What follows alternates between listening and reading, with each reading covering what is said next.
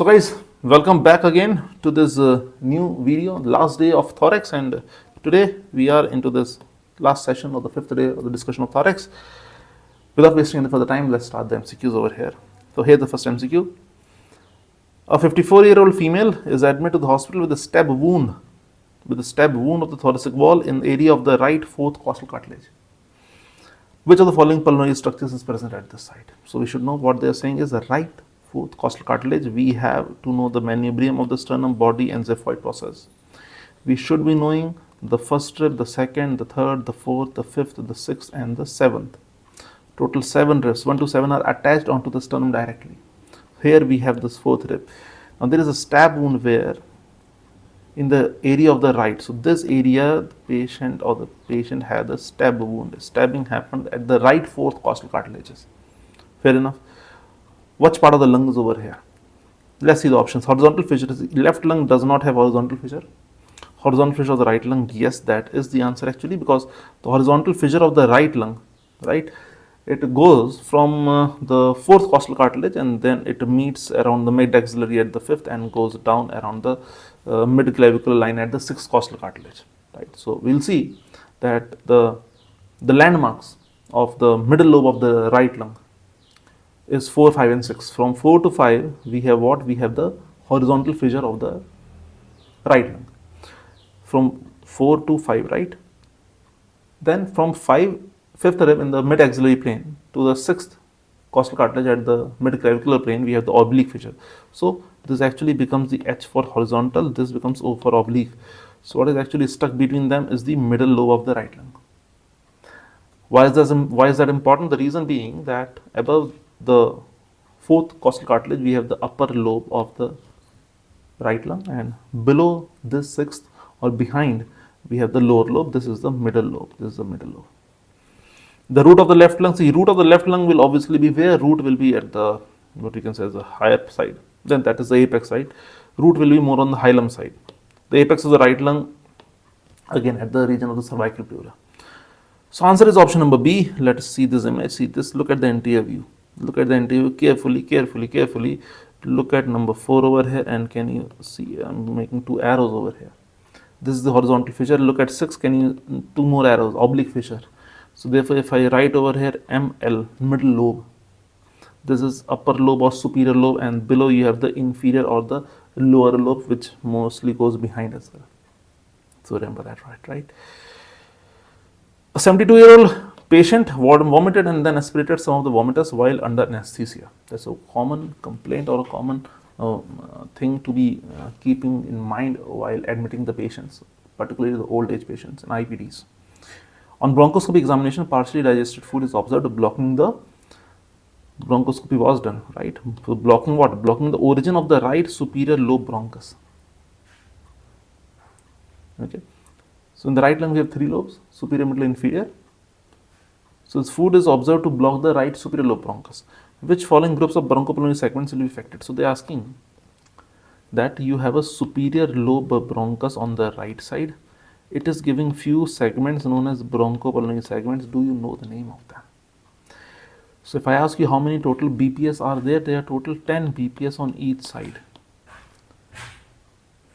Superior lobe has 3, middle lobe has 2 and the lower lobe has 5, total 10. So what are these 3 names? Look into this figure. Let me highlight them. Apical, posterior, anterior. These are the 3 segments in the upper lobe. Middle lobe will have, let me change the color. Middle lobe will have medial and lateral, and the inferior lobe will have all these basal. All these basal are the inferior lobe, 5 BPS. So coming back to the question, this is our answer: apical, anterior and posterior. I'm sure this should be one of the options. Yes, option will be over here: apical, anterior and posterior. So at least go through the names, right? Fair enough. A pregnant woman goes into the premature labor at 24 weeks in gestation. Fair enough. 24 weeks is how much? It is in the 6th month. Okay. Her physician administers steroids and try to delay the birth of her baby. You know why? Because if you have gone through gynae obs, you will understand why. Just to give more time for maturation of the lungs of the embryo lungs, fetal lungs. The survival rate of a premature baby rises significantly if the baby can reach 28 weeks of gestation, mainly due to maturation of the lungs. Certainly it happens. See, let me tell you, pregnancy or delivery in 6th month of intrauterine life has not a very good prognosis. The reason being that two systems are not fully developed. One is the respiratory, one is the nervous system. As soon as the baby reaches the 7th month, delivery or the success at the 7th month, and after that has a very good prognosis, because these two systems, which are obviously important for survival, they are developed now. That is what they are saying. Now the question over here is, what stage of lung maturation are the doctors hoping to reach in which the blood-air barrier is beginning to be established? And this is the reason why you need more than 26 weeks, 27 weeks for the baby to mature, because the blood-air barrier you need, because that is what the diffusion takes place at the level of alveoli. Now there are different periods are given: embryonic, pseudoglandular, canalicular, terminal sac period. Let us see over here a table.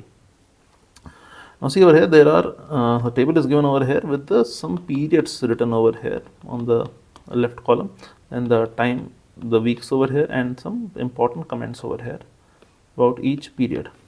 So if we start with the pseudoglandular, that is from 5th to 16th week, that is from 2nd month to 3rd or 4th month. It is pseudoglandular. This is development of lung. The lungs looks like a gland, though it is not a gland. That is why it is pseudoglandular. Branching has continued to form terminal bronchioles, but no respiratory bronchioles or alveoli are present. So it looks like a gland, like a branched gland. In canalicular period is from 16 to 26 weeks. That is from say 3rd or 4th month to 5th and 5.5 months, right? Because 5 months is around 22 weeks, and then 3-4 months more, so around 5.5 to 6 months, we can say it is canalicular period. Now in this period, terminal bronchiole divides into respiratory bronchiole, which divides into alveolar ducts are formed. Still no blood-air barrier, and all that is established. That happens in this terminal sac period. That is why this is the most important one over here. And let me therefore highlight it with the different color: terminal sac, this 26 week to birth. That is from 7th month, beginning of 7th month, because 26 weeks is 6 months. 6 into 4 is 24, and then you add 1 week after every trimester, so 24 plus 2 trimester is 26 weeks. So now what happens in terminal sac period is, terminal sacs, that is alveoli, form and capillary establish close contact. Job done. But do remember that after the birth of the baby also there is a stage known as alveolar period. It is from 8 months to childhood. Childhood, you can say around 6 to 8 years of age. New alveoli continue to form, but this is the time period, terminal sac, where the baby is viable for birth. Therefore, what stage are the doctors hoping to reach? Your answer will be straightforward: terminal sac period. Remember that. Okay, fair enough. Let's see the next one. A 47-year-old lady comes to the emergency after coughing up 2 cups of bright red blood. CT NG of a chest shows so there's what you can say is the coughing up blood, so hemoptysis. CT angio shows active extravasation from the right bronchial artery. Okay, sources. We have the radiologist has caught the source. That is the right bronchial artery. A coil embolization is planned to stop the bleeding. During the procedure, a catheter is first inserted into the right femoral artery. So coil embolization is planned. So they have to reach up till the right bronchial artery. So started from the right femoral artery. Which of the following represents the most likely subsequent route of the catheter to the source of bleeding? So they are asking you that you start from the right femoral artery and you have to reach the right bronchial artery. Okay, that is what is important in anatomy, the bronchial, the arterial tree. How do you reach it? For that, you know that, okay, femoral artery is coming from where. So if I just give you an idea and just revise that, we have this aorta divides into 2 common iliac. Common iliac divides into external iliac, and this is a small one, if I may show with the black color, this is the internal iliac.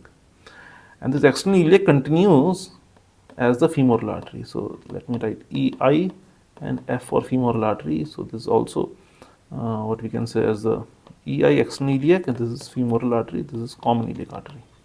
So catheter was passed through this through the right femoral artery. Catheter is going. Okay. Now they are saying they have to reach the bronchial artery. For that, we should be knowing that the bronchial artery is coming from which artery? That we should know, right? The bronchial artery is a systemic supply to the lungs. Lungs have a dual supply. One is the pulmonary artery, one is the bronchial artery, right? So pulmonary artery, we know that in pulmonary artery, it's coming directly from the right ventricle, giving off pulmonary trunk, pulmonary artery for diffusion. Bronchial artery systematic circulation, it is actually for oxygenation of the connective tissue of the lungs. So it comes basically from the aorta. You have two bronchial arteries, right and left. The left bronchial artery will directly come from aorta, the right one comes from the right posterior intercostal artery. So you should know that the right bronchial artery, what we are actually searching over here, is a branch from the right posterior intercostal artery, which is again a branch from the aorta only. But you should know why, because aorta is on the left side, so it gives off the right posterior intercostal, that will give the right bronchial. Then sir, why left bronchial directly from the aorta? The reason is the aorta is already on the left side. I will show you the image over here. Look at the image over here. So this is the right side, obviously, that is the left side. These are bronchial arteries are shown. So you can see the right third posterior intercostal artery will give off the right bronchial artery, right bronchial. While the arch of aorta or the descending aorta directly gives off the left bronchial artery. Now, you know the basic idea. Now let us search the answer. So from the femoral artery, you have to reach the right bronchial artery. So you will reach the aorta, fine, then you will go to right subclavian, right internal thoracic is more anterior. So obviously you can rule this out. Thoracic aorta, pulmonary trunk, you can't go from thoracic aorta to pulmonary trunk, that is no way. Pulmonary trunk has no connection to the bronchial artery.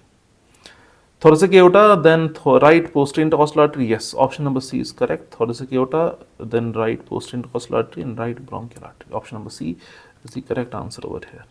This is the answer. Option number D, thoracic aorta, again pulmonary artery, no sense. So remember that. Okay. Fair enough. Let's see one more question over here. A 22-year-old man is diagnosed with the signs of reduced aortic flow. Upon examination, it is noted that the brachial artery pressure is high, is markedly increased, femoral pressure is decreased, and the femoral pulses are delayed. So upper limb pressure is good, lower limb pressure is having some issue. So there has to be some compression of the aorta between the upper limb artery and the lower limb artery. Simple as that. Now they are saying the patient shows no signs of inflammation, external signs. Which condition is most likely be observed in a radiographic examination? See, when the femoral pulses are also delayed and everything, see, we have this aorta over here, arch of aorta, and then you have this descending aorta and all, right? And we have seen that it gives off finally into the femoral artery. Now they are saying that here in the upper limb, this high pressure, here you have low pressure. Obviously, there has to be some compression over here. There has to be some constriction over here. And that is what is known as what? It is known as coarctation of aorta. It is known as coarctation of aorta. In coarctation of aorta, what happens is that less blood is coming down through the aorta.